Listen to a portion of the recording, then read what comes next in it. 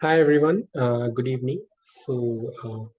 Today we have Pratik with us, and we'll be continuing our series on macroeconomic events and its impact on the world stock markets as well as Indian stock markets.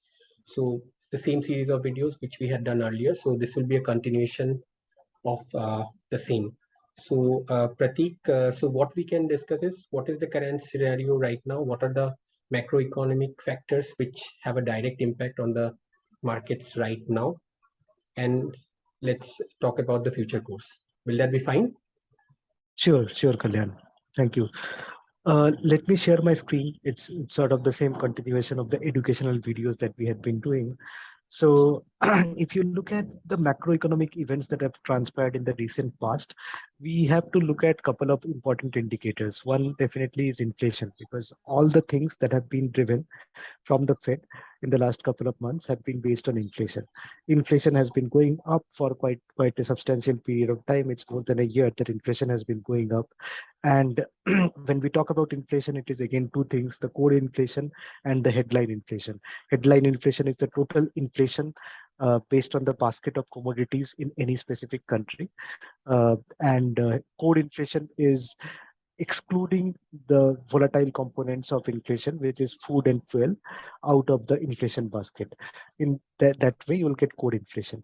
Okay. Again, just to revise some of the concept, core inflation has a major component of housing. So housing contributes more than 40% to the core inflation basket, right? Even for Okay. the inflation basket, it is very substantial for the US, not for other countries, but for US, right?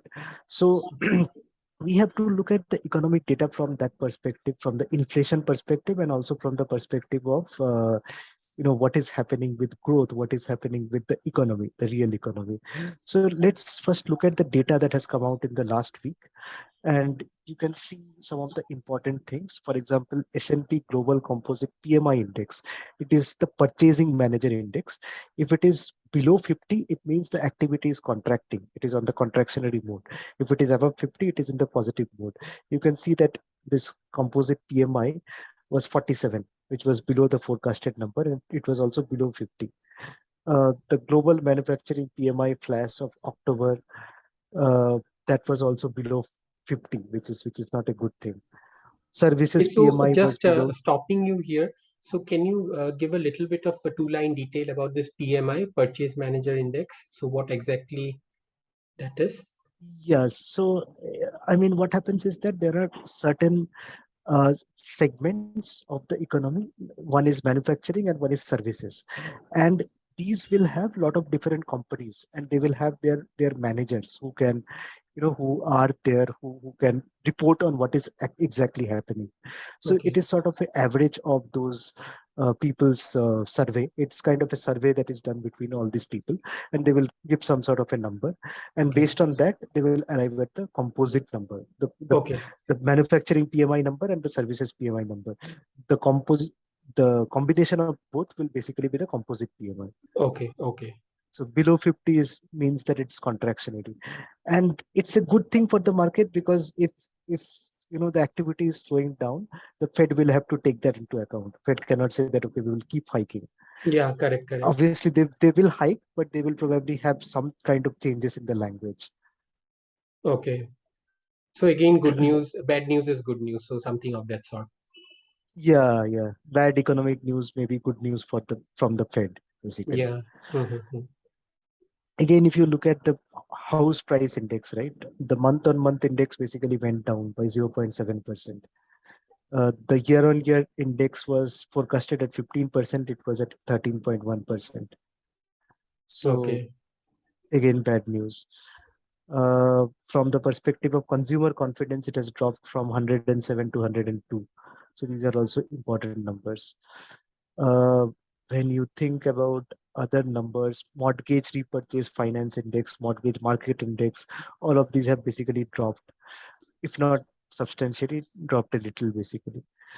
Then if you look at building permits, the building permits have gone up. It was according to the forecast, it has actually gone up.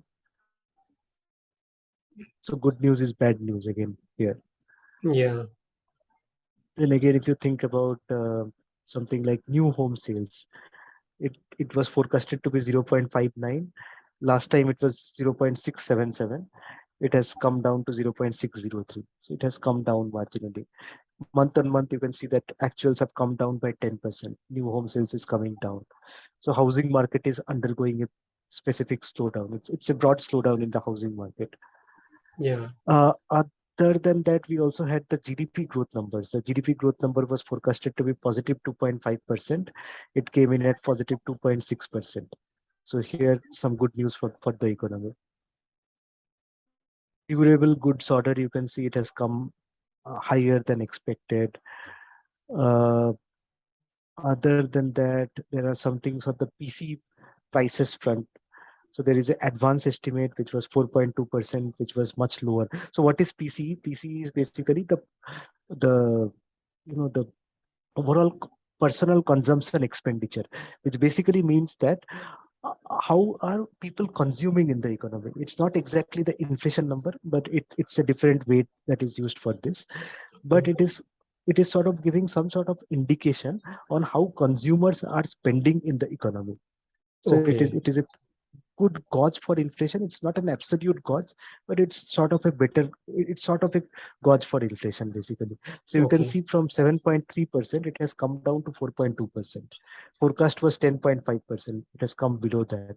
The advanced estimate. The final estimate came in on Friday. You can see that PC price index MOM was 0.3%. PC price index year on year was 6.2%. It was according to the estimates, but the advanced estimates had basically come down, which means that next month the inflation may be coming down. That is sort of the indication that we are getting. Okay. Then again, you can see other indicators like pending home sales. It went down substantially, 10.2% down compared to the expectation of 2.5%. So substantial slowdown in the housing market. Okay, then let's look at what is upcoming in the next week, right? Next week. Next Yeah. week we have data heavy week. So what we have is we have got the job openings number, which is forecasted to be 10.2 million. We have got construction spending number. We have got ISM manufacturing prices. We have got on Wednesday, on November 2, we have a major Fed interest rate decision, which is basically coming in. The expectation is that 75 basis point hike will happen. So other than that, you also have on Friday, we have the unemployment rate and the non-farm payrolls, which will also come in. So these are major events which are going to happen on Friday. On NFP is Friday pretty and let's say important, on no? Most Wednesday. of the times there is like a good movement in the market post the numbers being announced. Yes. NFT is one of the important things. And along with that, you also have Fed interest rate, which will be one of the important Yeah, things. yeah, most It's important not thing. just the interest rate, but it's also important what they say during the meeting. Maybe they will say that, okay, we are increasing rates, but there is a lot of dissent in the Fed.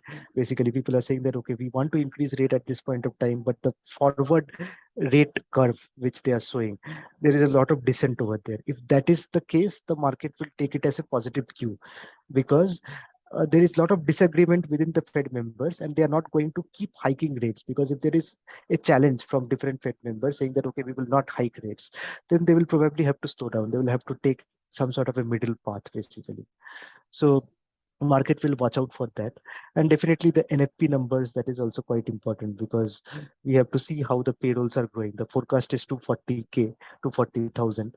Previous was 263. If it is higher than that, it can give an indication to the Fed that the employment market is still strong and we can continue hiking. Right? So these are Okay, some of the events. From the Fed watch tool, you can see for this 2nd November, it is widely expected that 75 basis point hike is going to happen. correct, For correct, the correct. next meeting, 14 December meeting, basically, it is like 50-50 between, let's say, 50 basis point hike or 75 basis point hike. So if we are going to 375 to 400, which is the most likely outcome for the November meeting, in December, you can see that it's 425 to 450. This is 50 basis point. The Hmm. probability is 48%. The probability of 450 to 475, which is a 75 basis point hike, is 43%. Probability of a 25 basis point hike is only 8.4%. So this is how it looks like for the February meeting. Again, it is data dependent. People are saying no hike, maybe 33%, 475 to 500, 25 basis point hike, 45%, and so on. Yeah. For 23, you can see that, it's sort of getting maintained. Again, getting maintained is what it is. So we have our RBI MPC meet also on, I think, 3rd November. So Yes, yes. most So likely their decision might be based on what the Fed committee I mean the Fed Reserve results are, I mean, what they decide. So I think that might be the case, or is it? yeah, it may be the case because if you look at the performance of the Indian rupee against US dollar, you Hmm. can see that it has depreciated over the last couple of months, let's say. And that is mainly because the dollar was appreciating quite substantially. Yeah. So to maintain rupee's strength, or not strength, basically to avoid further weakness, the RBI may do some sort of mirroring with the Fed. It may not exactly be 75 basis point hike in the RBI's meeting, but there may be a 50 basis point hike or maybe a little lower than that. Because if you look at the retail inflation numbers for October, in India, the retail inflation numbers went up to 7.4% from 7% last month. So that basically means that RBI probably has some more room to hike rates. That is a likely outcome. Okay. And if you look at the overall market situation, right? When you look at the overall market situation, it is hard to ignore some of the tech companies in the US. For Okay. example, if you think about Meta or Facebook, right? So you can see what happened after their results.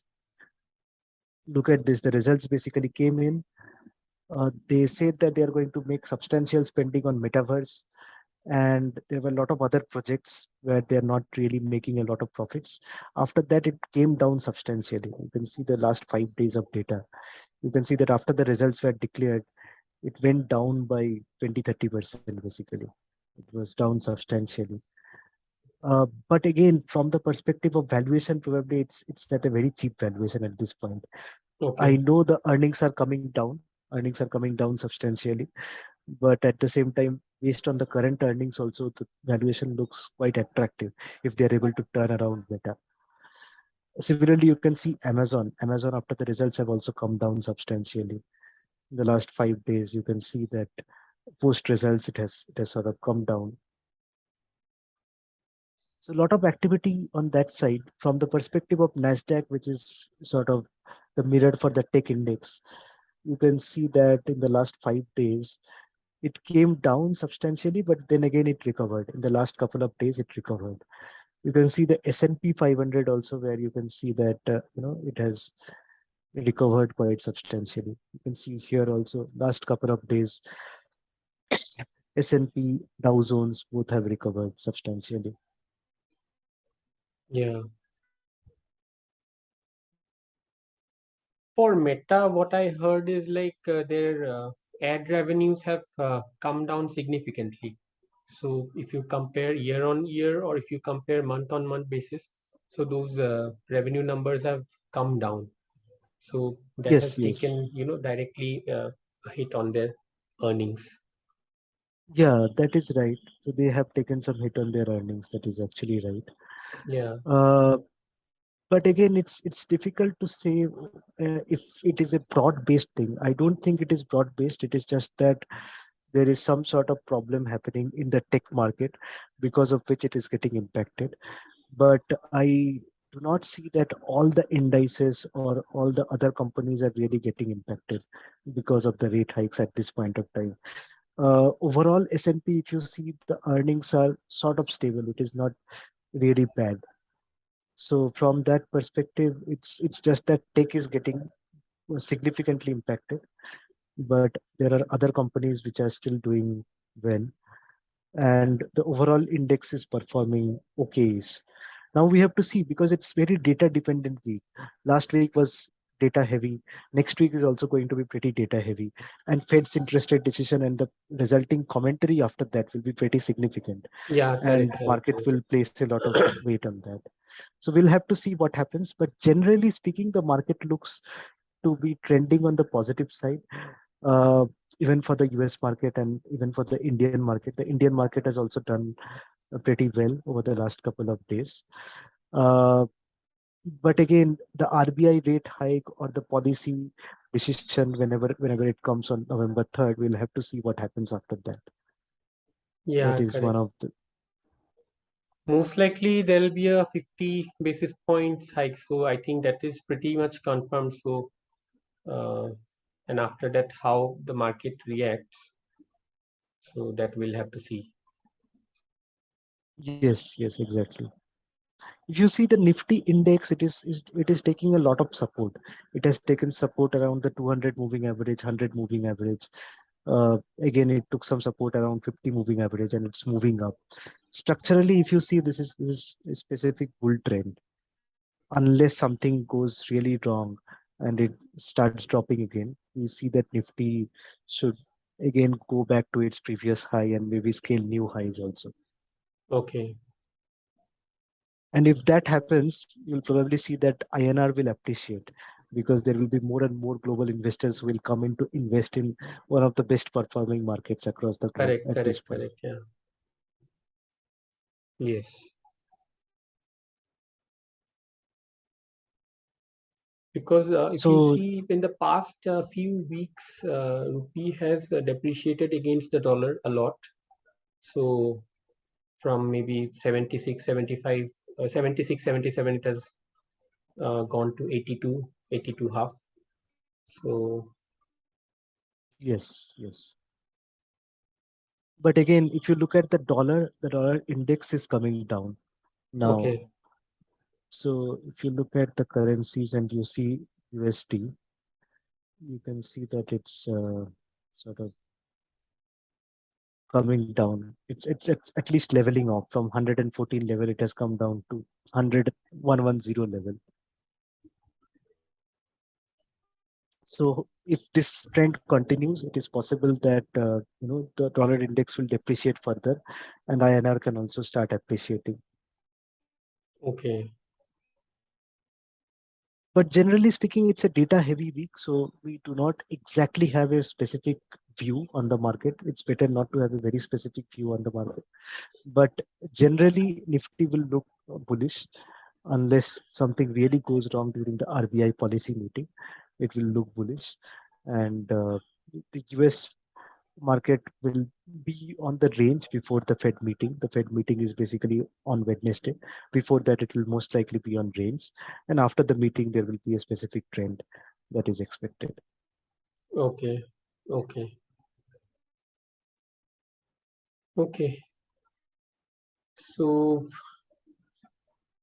yeah, fine. I think so. The next video we can make, I think, immediately after the this Fed rate hike decision, or maybe after the RBI policy meet, so we can have one video covering both the topics. That will be good. Sure, sure, Kalyan. We can do that. Okay, so that will Thank be you then. on Wednesday, I think Thursday, right? Yes, yes. So RBI policy meet is on 3rd of November, and 3rd of November, yes. okay, So we can do something on Thursday, basically, once the okay, RBI meet is done. okay, okay, fine. I think let's do that. That will be good.